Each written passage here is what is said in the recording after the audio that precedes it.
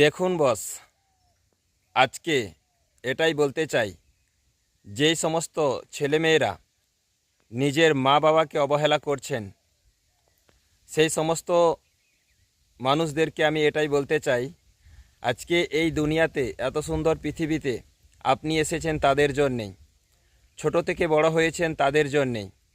আজকে আপনার পরিচয় হচ্ছেন মা বাবার জন্যেই।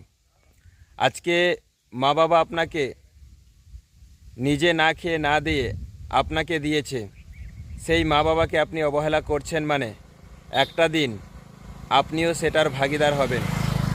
তাই নিজের মা বাবার উপর যত্ন নিন, সম্মান করুন এবং নিজের মা বাবার কাছে আশীর্বাদ নিন। যত কঠিন কাজ হোক না কেন, সফল কিন্তু একদিন পাবেন। মা বাবার আশীর্বাদ হচ্ছে সবথেকে বড় আশীর্বাদ।